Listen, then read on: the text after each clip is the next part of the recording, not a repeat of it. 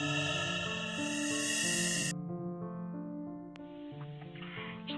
datang ke saluran kisah waktu malam.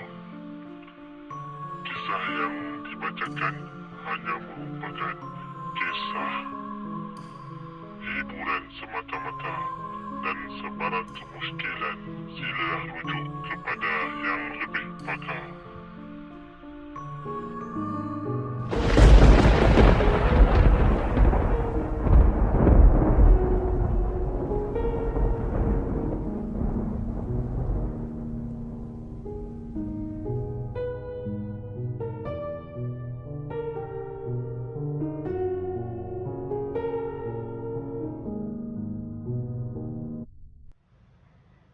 Okey, Assalamualaikum dan selamat malam kepada para pendengar.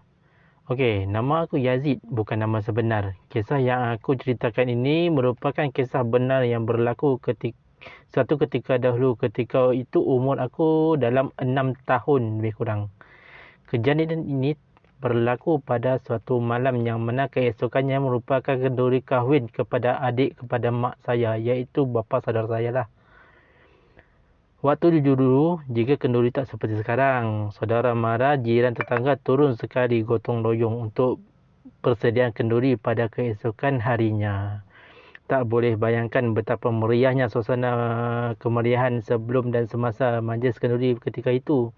Jadi apabila ramai saudara mara yang berkumpul, secara tak langsung aku juga berjumpalah dengan para sepupu sepapak yang lain. Dah jumpa memang tak ingat dunia lah mainnya.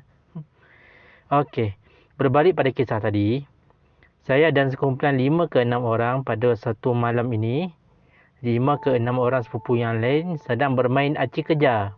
Tahu kan permainan ini? Yang mana seorang akan pasang dan perlu kejar dan sentuh pemain lain, dan pemain lain perlu lari dan mengelak dari disentuh oleh orang yang pasang. Kerana jika sudah disentuh, maka orang yang disentuh tadi pula yang pasang. Okey, dipendekkan cerita, pusingan pertama bermula. Kami bermain di halaman rumah yang mana sebelah halaman rumah ada kebun pokok koko. Kalau waktu siang, kebun tu biasa je. Tapi kalau waktu malam memang gelap. Cuma pada malam kejadian tersebut, bulan mengambang penuh. Jadi, adalah cahaya samar-samar menerangi kebun tersebut. Permainan berlangsung. Sepupu aku bernama Munirah, bukan nama sebenar. Dia yang pasang. Kami pun sibuklah berlari untuk elak dari ditangkap Munirah. Sampai satu tahap tu Munirah kejar aku dan tanpa fikir panjang aku pun berlari masuk ke dalam hutan kebun koko, manakala Munirah terus mengejar aku dari belakang. Aku punya lari sampai tak sedar yang kami dah sampai ke tengah hutan koko. "Woi, kejap woi!"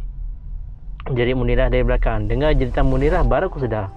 Ni aku dah tengah hutan ni. Gelap sekali yang aku ni.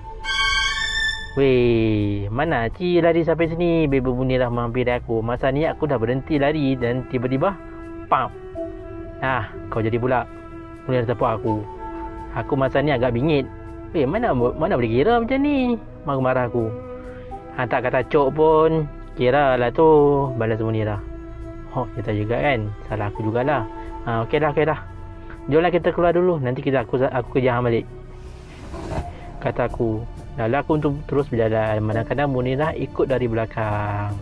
Tiba-tiba, Yazid, atas pokok tu apa? Daripada belakang Munirah tanya. Aku toleh Munirah tanya, pokok mana? Yalah, banyak pokok sini kan? Depan hang sikit je, langun atas sikit. Aku pun pandang depan dan langun. Dan tahu tak apa yang aku nampak?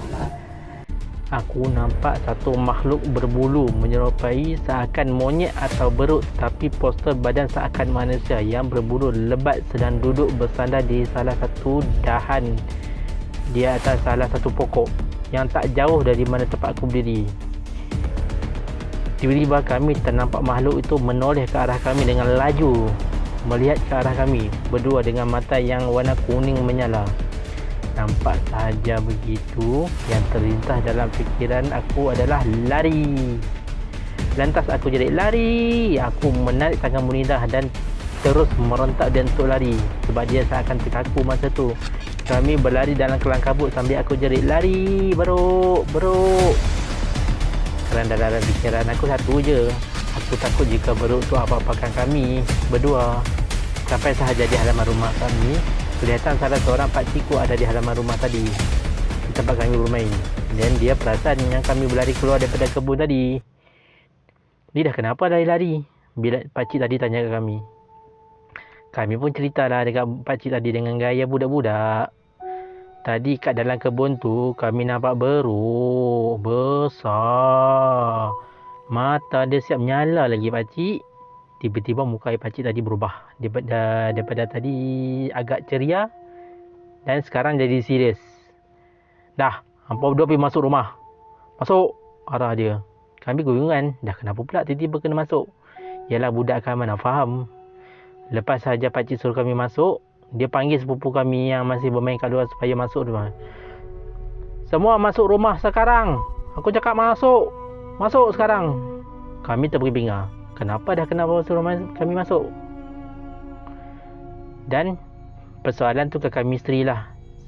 Sehingga selepas beberapa tahun, pakcik aku tanya balik pada aku dan Munirah pasal kejadian malam tersebut. Sejujurnya masa ni aku pun dah lupa. Samalah Munirah pun dah lupa. Bila ditanya terus saja kami ingat balik. Dan kami tanya pada pakcik, kenapa pakcik masa tu? Dan pakcik tu terus explain, terus jelaskan. Sebenarnya apa yang kami nampak malam tu sebenarnya bukan beruk ataupun monyet, tetapi dia adalah jelmahan makhluk jin. Masa ni kami dah besar, jadi benda ni dah boleh hadam. Akal kami dah boleh hadam. Masa ni barulah aku teringat. Kan, kalau beruk atau monyet, kenapa saiznya lebih besar daripada orang dewasa?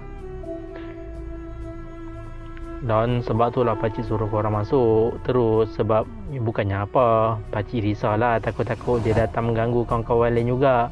Alhamdulillah tak ada gangguan apa lepas tu. Sebab korang berdua pun okey je, dah besar panjang dah pun sekarang. Kan mungkin masa tu okey, jadi terjawablah sudah persoalan tu berkenaan dengan makhluk yang kami nampak dalam hutan tersebut. Jadi aku terfikir sesuatu lah. Mungkin masa aku dan Munirah lari masuk ke dalam hutan, makhluk tu mungkin tak ada niat pun untuk ganggu sesiapa. Mungkin makhluk tu hanya sekadar duduk saja kot atas pokok sambil lepak chill-chill tengok bulan mengambang kan. Okeylah, itu sajalah untuk kisah saya pada malam ni. Okey, sekian, terima kasih.